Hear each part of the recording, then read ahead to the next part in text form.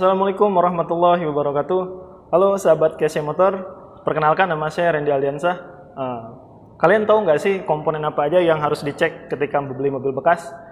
Penasaran dengan jawabannya? Yuk langsung saja kita tanya-tanya ke mekanik di belakang. Ya Mas Tio. Ya. Ini ada yang mau saya tanyakan nih Mas nih. Boleh.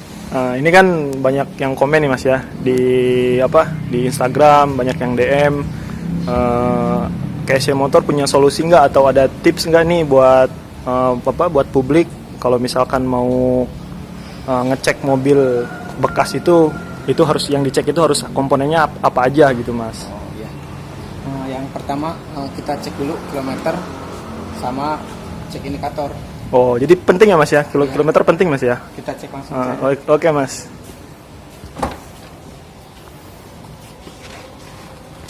Yang pertama kita lihat dulu nih. Kilometer ini kan di sini Mas, ini kebetulan kilometernya udah lumayan agak jauh ya. Oh iya. Yang bagus itu maksudnya yang pendek itu bagus. Gak terlalu jauh kayak gini. Yang terlalu jangan terlalu jauh, udah jauh kayak gini ya Mas ya, jangan ya. Ya. Soalnya penting juga Mas ini. Gitu. Terus kita cek juga indikator ada yang nyala apa enggak. Ini kan ntar kita hidupin. Oke. Nah, di sini pada mati. Kalau misalkan ada salah satu yang nyala, contoh misalkan cek engine, itu harus diservis Mas. Karena gitu. Iya. Berarti harus kondisinya harus mati kayak gini semua berarti ya kalau pas lagi starter ya. Ini juga harus diperhatiin juga sih. Terus kemudian jangan lupa AC kita hidupin. Iya. Dingin apa enggak? Oh, gitu. Iya, soalnya ini juga perawatannya agak lumayan mahal Mas kalau misalkan ada masalah. Berarti AC yang dingin belum tentu sehat ya Mas ya? Iya. Ya? Kalau bisa sih, kalau kita udah beli mobil ya, langsung bawa ke bengkel, kita minta cek ke mekanik. Oh, contoh, gitu. AC, kita cek yang lain. Ini kalau untuk suara mesin gimana nih Mas? Oh, iya. Suara mesin udah masih lumayan bagus atau gimana nih? Ntar kita ke depan aja Mas langsung. Oke. Kita cek ke depan.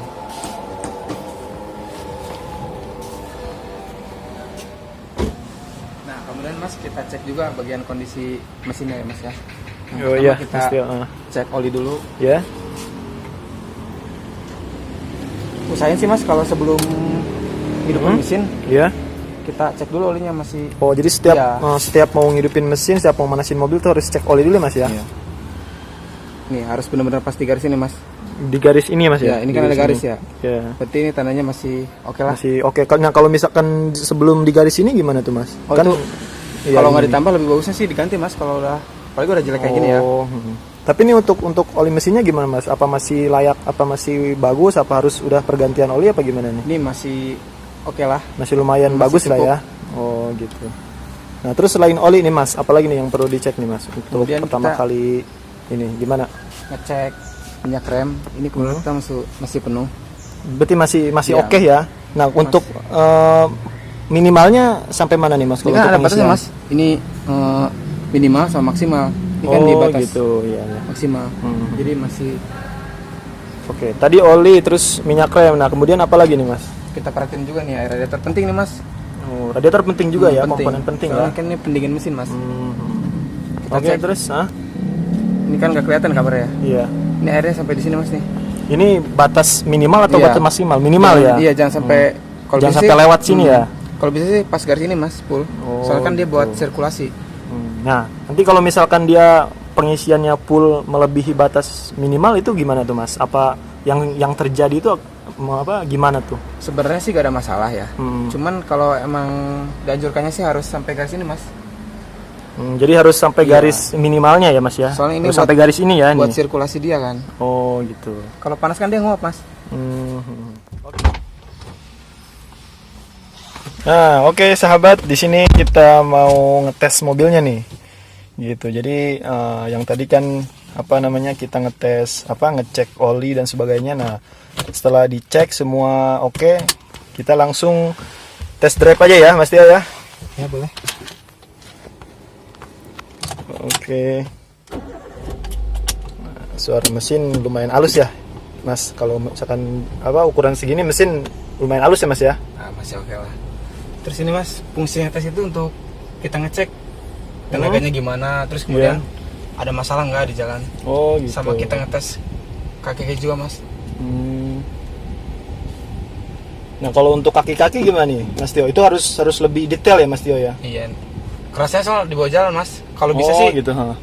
kita dongkrak atau naikin lift ya mas Iya. ya, supaya kita cek benar-benar dari rodanya. Oke. Nah oke Mas Tio nih, gimana nih Mas? Ini kan udah dalam perjalanan nih, gimana nih? Mobil rasanya gimana nih Mas? Masih enak apa ada masukan apa gimana nih? Nah mas, untuk tenaga masih oke mas ya, masih lumayan. Iya, oke. Ha. Kopling juga masih enak. Masih enak ya. Kalau untuk kaki-kaki gimana nih Mas? Belum ada yang kerasa nggak nih? Kalau untuk kaki-kaki, ntar kita tesnya di jalan yang agak rusak mas, biar ketahuan. Gitu. Iya, agak Iya. di jalan yang bergerinjul gitu ya Mas ya? Iya, yang agak rusak mas. Oh, gitu. Jadi ketahuan ada yang bunyi apa enggak. Nah biasanya nih Mas banyak keluhan customer ya Mas ya. Kalau misalkan setir belok ke sebelah kiri tiba-tiba sedangkan kondisi lurus terus belok ke kiri tiba-tiba, nah itu gimana tuh Mas? Itu harus sporing mas. Oh itu harus Iya. sporing ya? Kalau misalkan ini kan posisi nih setir lurus ya, mobil juga jalan Iya. lurus. Berarti Nah. dia masih oke mas. Nah kalau tiba-tiba belok, nah berarti itu tandanya harus di sporing ya? itu, mas. Terus kalau misalkan di kecepatan tertentu ya di Iya. atas 80, setirnya agak getar mas, itu balancing mas. Oh jadi kalau setir agak getar, nah itu harus dibalancing Nah, ya? iya. Oh gitu. Dan sebelum di sporing pastiin mas kaki-kaki juga harus oke mas, gak ada yang bermasalah. Iya. Berarti kalau misalkan kaki-kaki ada yang bermasalah, satu ataupun dua, terus kita sporing, nah hasil sporingnya apa gimana tuh Mas? Apa kurang maksimal apa gimana? Kurang maksimal. Oh kurang maksimal Iya. ya. Berarti intinya harus di kaki-kaki harus oke ya kalau misalkan sporing itu ya. Iya mas. Oke. Nah di sini mas kita tes juga ya tenaganya masih enak apa enggak. Ya. Di sini mobilnya masih lumayan enak lah tenaganya. Nah oke. Mas Tio nih, ini udah jalannya udah lumayan rusak nih Mas ya. Nah, terus gimana nih? Oke kita pelan-pelan. Nah di sini kan mas ya. Ya oke. Di sini belum ada yang bunyi-bunyi mas. Belum, masih aman lah ya Masih kasarnya aman. ya. Oke. Biasanya dia mas kalau ada yang bermasalah bunyi mas, peletuk gitu. Nah itu kalau misalkan bunyi gitu, komponen paling utama yang harus diganti itu apa Mas? Apa kan ada bisa jadi ball joint, bisa jadi tirod apa gitu ya? Nah itu harus dicek mas. Oh, Kalau harus bisa dicek. kita naik lift, kalau enggak didongkrak mas, kita cek dari rodanya. Gitu ya. Iya. Jadi mobil harus dibawa ke bengkel dulu, kita cek gitu Mas ya. Iya. Kalau bisa sih, kalau kita mau beli mobil ya, apalagi mobil bekas mas. Iya.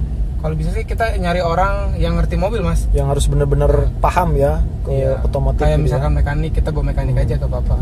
Iya. Di sini jalan lumayan ini nih, lumayan bergerinjul nih, lumayan rusak. Bisa jadi tamparan juga nih buat pemerintah setempat nih ya. Oke, kita kemana nih Mas? Apa mau langsung arah pulang aja berarti ya? Ya mungkin cukup situ mas. Oke, jadi ya intinya kalau untuk pengecekan mobil ya emang harus bener-bener di test drive gitu ya, harus bener-bener dites gitu ya, supaya kita tahu nih komponen kaki-kakinya itu aman atau enggak gitu. Untuk sementara untuk komponen kaki ini mobil ini aman ya Mas ya, Mas Tio ya? Masih pada bagus lah. Masih pada bagus. Oke, ya. Belum ada keluhan. Belum ada keluhan nih. Oke, Mas Tio, terima kasih atas informasinya Mas ya. Iya, Mas. Mudah-mudahan bermanfaat untuk sahabat KSM Motor yang udah tanya-tanya atau yang penasaran nih gimana caranya buat ngecek mobil bekas sebelum kita beli.